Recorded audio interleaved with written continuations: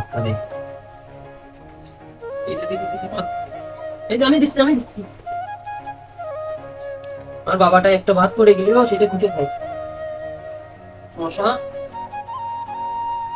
মশাই কামড়াচ্ছে তোমার বাবাটাকে। এই যে মাছ, মাছ মাছ খাবা? হুম, মাছ কই বাবা?